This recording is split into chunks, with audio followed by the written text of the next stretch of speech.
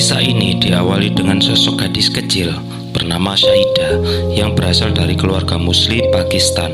Sejak kecil, Syaidah tidak mau bicara sama sekali kepada semua orang, termasuk keluarganya. Suatu hari, ibu Syaidah, Raziah, menemukan informasi bahwa putrinya bisa disembuhkan lewat terapi dari seorang ahli di Delhi. Ayahnya pun tidak bisa mengantar lantaran permasalahan birokrasi perbatasan antara India dan Pakistan. Akhirnya ibunya yang mengantarkan naik kereta dari Delhi ke Kashmir.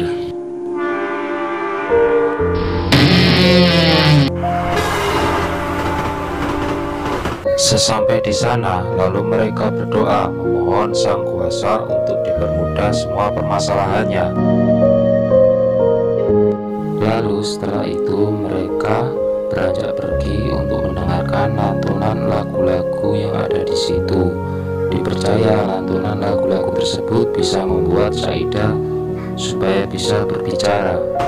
Perjalanan Syaidah dengan Raziah lancar sampai kemudian kereta berhenti. Kala Raziah tertidur, Syaidah melihat segerombolan kambing di bawah kereta dan ia turun dari kereta api. Namun mendadak kereta berjalan dan mereka pun terpisah.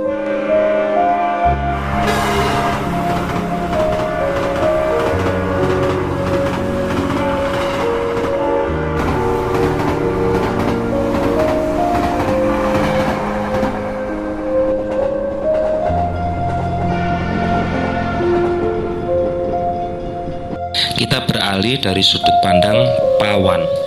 Pawan adalah seorang pemuda canggung dan pengangguran. Ia tidak bisa dibilang sangat pandai, namun ada sosok pemuda yang jujur, berusaha mencari pekerjaan di kota lain.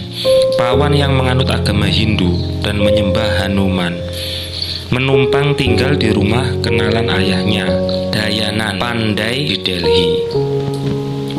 Keluarga ini berasal dari kalangan Brahma kasta tertinggi di India. Di sini pula Pawan berkenalan dengan Rasika, putri Dayanan yang cantik jelita. Sama-sama jatuh cinta, namun hubungan mereka terhalang oleh status Pawan yang pekerjaannya masih serabutan. Kita kembali ke sudut pandang Syaidah.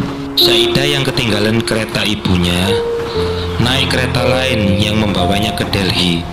Turun dari kereta, ia berjumpa dengan Pawan dan terus mengikutinya kemanapun ia pergi. Sempat berusaha menjauh, tetapi akhirnya Pawan tahu bahwa Syaidah tersesat, yang membuat masalah menjadi rumit. Syaidah tak mau bicara apapun kepadanya. Tanpa informasi apapun mengenai Syaidah, Pawan membawanya ke rumah Dayanan yang menerima Syaidah lantaran dikira sama-sama dari kasta Brahma. Lantaran kulitnya yang bersih, karena Syaidah tak mau bicara, Pawan pun memberinya nama Muni untuk memanggil gadis kecil itu dengan mudah. Satu persatu informasi diberikan Syaidah dengan berbagai isyarat yang ia berikan, dari makanan dan cara ibadah Syaidah. Pawan mengetahui, kemudian Syaidah menunjukkan negara asalnya dengan dukungan pada tim kriket Pakistan yang bertanding melawan India di televisi. Dari kepingan-kepingan informasi yang diberikan oleh Syaidah, Pawan berusaha untuk mempertemukannya dengan keluarganya. Namun masalah harus dihadapi oleh Pawan untuk bisa masuk ke Pakistan. Dengan kondisi Pakistan dan India yang masih berseteru dan tanpa paspor serta visa, sulit bagi Pawan untuk bisa masuk ke negara itu dengan aman. Petualangan pun dimulai dari sini. Perjuangan Pawan untuk masuk ke Pakistan dihadapkan dengan kondisi konflik kedua negara yang belum menemukan ujung. Mereka pun harus bermasalah dengan calo yang mengaku bisa memasukkan ke Pakistan tanpa dokumen. Hingga akhirnya Pawan dan Muni dihadang oleh tentara perbatasan karena ingin meminta izin masuk ke negara lain tanpa dokumen. Setelah bersikeras meminta izin dari tentara perbatasan Pakistan, Bajrangi dan Muni akhirnya diperbolehkan masuk ke wilayah Pakistan.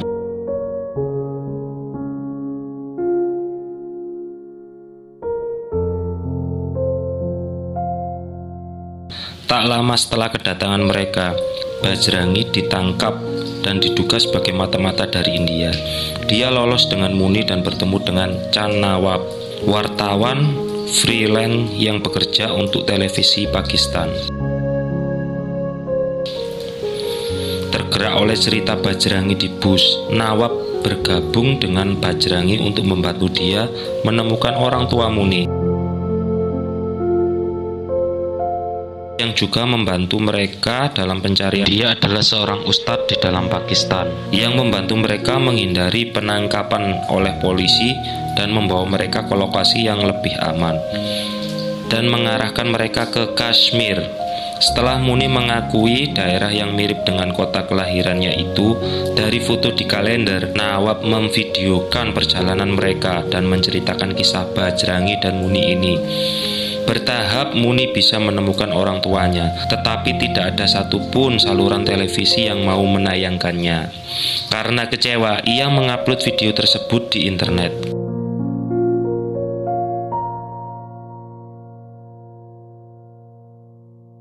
Ketika melihat video rekaman tersebut, Muni mengaku melihat ibunya di sana. Dan dengan bantuan seorang sopir bus, Bajrangi mengetahui bahwa tempat tinggal Muni adalah Sultanpur. Mereka naik bus ke Sultanpur, namun dihentikan oleh regu polisi yang sedang mencari Bajrangi, yang menyangka ia mata-mata India. Merencanakan untuk mengalihkan perhatian mereka, Bajrangi turun dari bus dan berlari menuju hutan. Namun naas, akhirnya ia tertangkap karena tertembak dan jatuh ke sungai.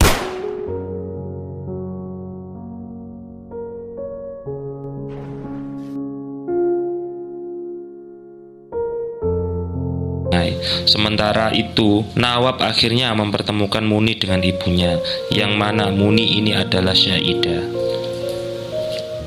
Video yang diunggah oleh Nawab bagaikan virus yang menyebar ke seluruh India dan Pakistan.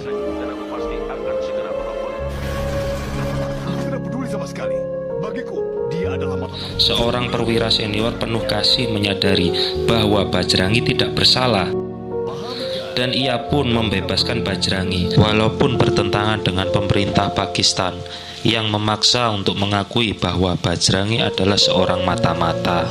Karena ajakan dari Nawab pada video terbarunya tentang Bajrangi dan Muni, ribuan warga Pakistan dan India yang bersimpati kepadanya mengawal kepulangannya di India di perbatasan.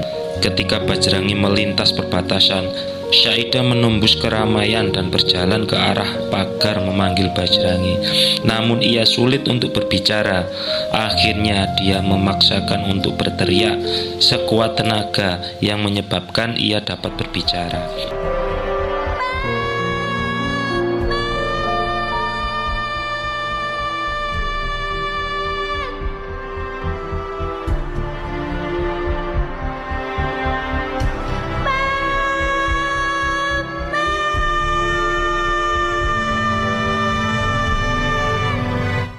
Bajrangi mendengar teriakan tersebut dan berlari dan berbalik arah ke arah Muni yang berlari juga ke arahnya.